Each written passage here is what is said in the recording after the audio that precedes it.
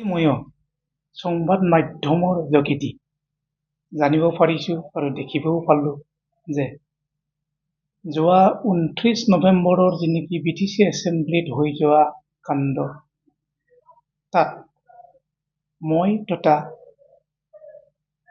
বড়োলেণ্ড ইউনিভাৰ্চিটিৰ পঞ্জীয়ক উপপঞ্জীয়ক আমি তিনিজনক তাত জড়িত থকা বুলি আমাৰ BTCৰ মাননীয় প্ৰধান শ্ৰীযুত আগ্ৰামা মহিলাৰীয়ে অভিযোগ আনিছে।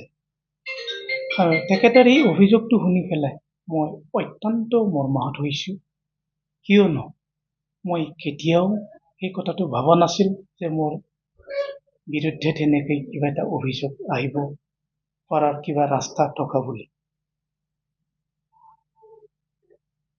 এই ঘটনাৰ লগত মই কোনো পধ্যেই জড়িত নহওঁ, কিয়নো আমি পঞ্জীয়ক হোৱাৰ কাৰণে অফিচিয়েল কাম কাজৰ লগত সদায় ব্যস্ততা থাকিব লগা হয়, আৰু গতিকে আমাৰ বিশ্ববিদ্যালয়ৰ চৌহদৰ বাহিৰত কি ঘটি আছে কি ঘটা নাই সেইবোৰ আমি অফিচত থকাৰ সময়ত খুব কমকৈহে গম পাওঁ।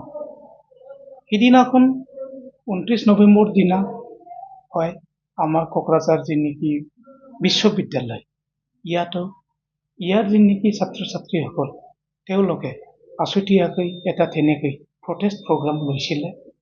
এই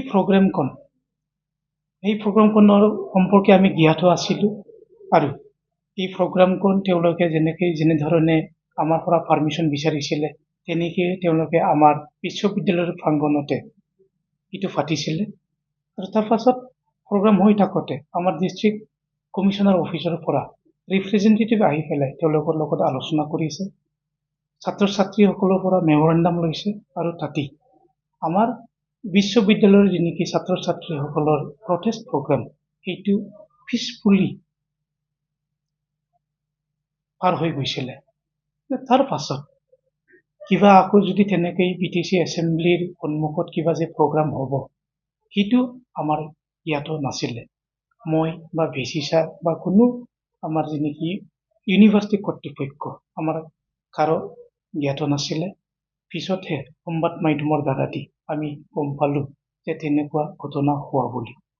যিয়ে নহওক এই ঘটনাৰ কাৰণে ময়ো দুখ প্ৰকাশ কৰোঁ, কিয়নো এইটো হ'ল আমাৰ BTCবাসী তথা বড়োসকলৰ এইটো এটা পবিত্ৰ স্থান বুলি আমি তাক গণ্য কৰোঁ, কিয়নো বহু মানুহৰ বলিদানেৰে এইটো গঢ় লৈ উঠিছে। যিয়ে নহওক সেইদিনাখন যি নেকি ঘটনা ঘটি গ'ল, তাত যেনেকৈ কাণ্ড হ'ল, এই প্ৰগ্ৰামত আমাৰ বিশ্ববিদ্যালয়ৰ পৰা ছাত্ৰ ছাত্ৰীসকলে আমাৰ অজ্ঞাতে আমাক নজনোৱাকৈ তেওঁলোকে যদি বাহিৰে গৈ পেলাই তাত যোগদান কৰিছে, আৰু ইয়াত কেনেবাকৈ মানে তেওঁলোকে যদি ভাগ লৈছে, তেতিয়াহ'লে ইয়াৰ কাৰণে মই বা বিশ্ববিদ্যালয়ৰ কৰ্তৃপক্ষই কোনো পধ্যেই জগৰীয়া হ'ব নোৱাৰে, কিয়নো ঘটনাটো আমি জানো যে সেইটো আবেলি সময়ত হৈছিলে, প্ৰায় 4:30মান বজাৰ পিছত, যিটো সময়ত নেকি আমাৰ ইউনিভাৰ্চিটিৰ সময় ৱৰ্কিং আৱাৰ্ছ ছাত্ৰ ছাত্ৰীসকলৰ সেইটো শেষ হৈ গৈছিলে। গতিকে মই এইটোৱে ক'ব বিচাৰোঁ যে মোৰ প্ৰতি যি নেকি অভিযোগ সেইটো ভিত্তিহীন, আৰু মই কোনো প্ৰত্যেক আৰু মোক এই ঘটনাৰ লগত জড়িত কৰাত কোনো যুক্তিযুক্ততা নাই। দ্বিতীয়তে মই এইটোও ক'ব বিচাৰিছোঁ, সংবাদ মাধ্যমৰ আগত প্ৰকাশ কৰিছে যে জুডিচিয়েল ইনকুৱাৰী এখন বহোৱা হ'ব বুলি। মই সেইটো ৱেলকাম কৰিছোঁ, কিয়নো সঁচাকৈ সেইটো যদি জুডিচিয়েল ইনকুৱাৰী যদি বহোৱা হয়, তাৰ মাধ্যমেদি মই যে নিৰ্দোষী, মই যে তাত কোনো পধ্যেই জড়িত নাছিলোঁ, সেইটো প্ৰতিষ্ঠা কৰাৰ মই এটা সুযোগ পাম। ইয়াত মই আগ্ৰহেৰে বাট চাই আছো যেন জুডিচিয়েল ইনকুৱাৰী সঁচাকৈ বহোৱা হয়।